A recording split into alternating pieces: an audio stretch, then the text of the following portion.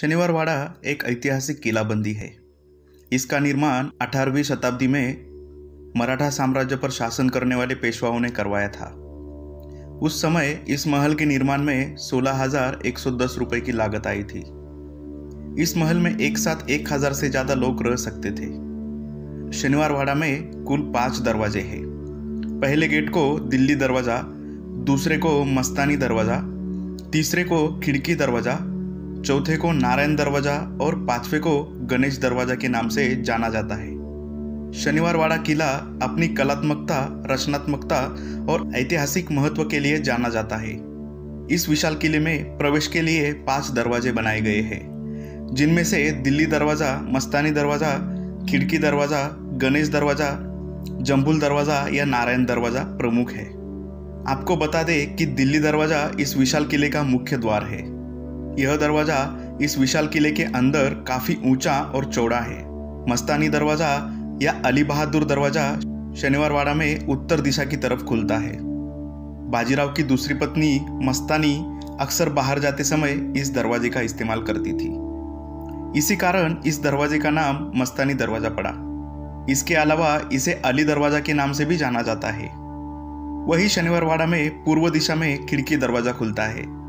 इसके अलावा दक्षिण पूर्व में गणेश दरवाजा है, जिसका इस्तेमाल महिलाएं कस्बा गणपति मंदिर में दर्शन के लिए जाते समय करती थी। इसके अलावा यहाँ दक्षिण दिशा में नारायण दरवाजा खुलता है, जिसका इस्तेमाल दासियां आने जाने के लिए किया करती थी। इस दरवाजे का दूसरा नाम जम्बुल दरवाजा है। यही नहीं, इस भव्य शनिवारवाड़ा में कई अन्य छोटी छोटी इमारतें, जलाशय और लोटस फाउंटेन आदि का भी निर्माण किया गया है, जो कि पर्यटकों का ध्यान अपनी तरफ आकर्षित करती है। आपको बता दें कि 7 मंजिला ऊंचे इस किले में सबसे ऊपरी मंजिल मेघादंबरी के नाम से मशहूर थी। शनिवारवाड़े में बना लोटस फाउंटेन यहाँ आने वाले पर्यटकों के आकर्षण का मुख्य केंद्र है। यह कमल के फूल के आकार में बनी बेहद खूबसूरत आकृति है, जो कि अपनी बेजोड़ कलात्मकता के लिए काफी प्रख्यात भी है। प्राचीन समय में इसका इस्तेमाल नृत्यक आदि के लिए किया जाता था। तो आइए अब हम जानकारी लेंगे किले के इतिहास के बारे में। शनिवारवाड़ा असल में मराठा साम्राज्य के पेशवा की 7 मंजिला महल है। कहा जाता है कि उस समय शनिवारवाड़ा इतिहास की सबसे कलात्मक और आकर्षक रचनाओं में से एक था। इस किले का निर्माण पहले केवल पत्थरों का उपयोग करके ही किया जा रहा था। शनिवारवाड़ा किला का निर्माण राजस्थान के ठेकेदारों ने किया था, जिन्हें काम पूर्ण होने के बाद पेशवा ने नाइक की उपाधि से नवाजा था। इस किले में लगी टीक की लकड़ी जुन्नर के जंगलों से, पत्थर चितवाड़ की खदानों से तथा चूना जेजोरी की खदानों से लाया गया था। इसके बाद पेशवाओं ने शनिवारवाड़ा में और भी बहुत सी चीजों का निर्माण किया, जैसे कि वाटर फाउंटेन और जलाशय। यह वाड़ा पुणे के कस्बा पेट में मूला मुठा नदी के पास स्थित है। शनिवारवाड़ा का निर्माण कार्य पूरा होने के बाद इस पर ब्रिटिश सेना ने आक्रमण भी किया था, जिससे महल को बहुत हानि पहुंची थी। वर्तमान में शनिवारवाड़ा का केवल मुख्य बाहरी भाग ही बचा हुआ है, जिसे हम आज भी शहर में जाकर देख सकते हैं। जून 1818 में पेशवा बाजीराव द्वितीय ने अपनी गद्दी त्याग कर ब्रिटिश ईस्ट इंडिया कंपनी के सर जॉन मलकोलम को सौंप दी थी और राजनीतिक निर्वासन करके वे कानपुर के पास चले गए, जो वर्तमान भारत के उत्तर प्रदेश राज्य में आता है। इस महल में 27 फरवरी 1828 को अज्ञात कारणों से भयंकर आग लग गई थी। आग को पूरी तरह बुझाने में 7 दिन लग गए। इससे किले परिसर में बनी कई इमारतें पूरी तरह से नष्ट हो गई थी। उनके अब केवल अवशेष ही बचे हैं। ऐसी मान्यता है कि बाजीराव के बाद इस महल में राजनीतिक उथल पुथल का दौर शुरू हो गया था। इसी राजनीतिक दांवपेच और सत्ता की लालच में 18 साल की उम्र में ही नारायण राव की हत्या इस महल में कर दी गई। कहते हैं कि आज भी नारायण राव अपने चाचा राघोबा को पुकारते हैं, काका मला वाचवा। नारायण राव की हत्या क्यों और किस कारण से हुई, उसकी एक बड़ी दर्दनाक कहानी है।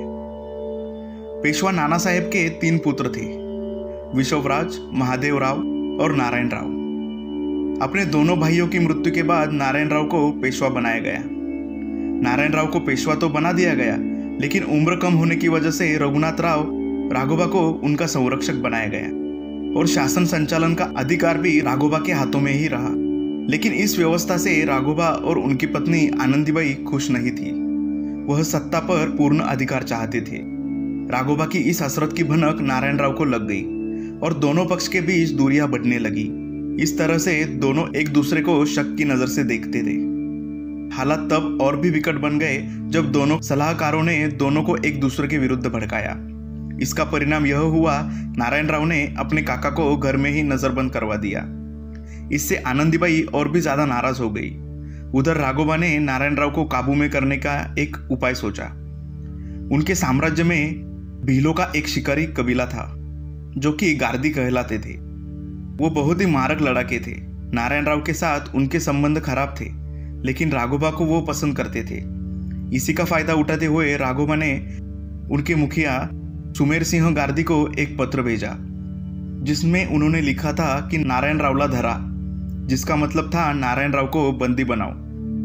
लेकिन आनंदीबाई को यहाँ एक अच्छा मौका नजर आया और उसने पत्र का एक अक्षर बदल दिया और कर दिया नारायण रावला मारा, जिसका मतलब था नारायण राव को मार दो। पत्र मिलते ही गार्दियों के एक समूह ने रात को घात लगाकर महल पर हमला कर दिया। वो रास्ते की हर बाधा को हटाते हुए नारायण राव के कक्ष की ओर बढ़े।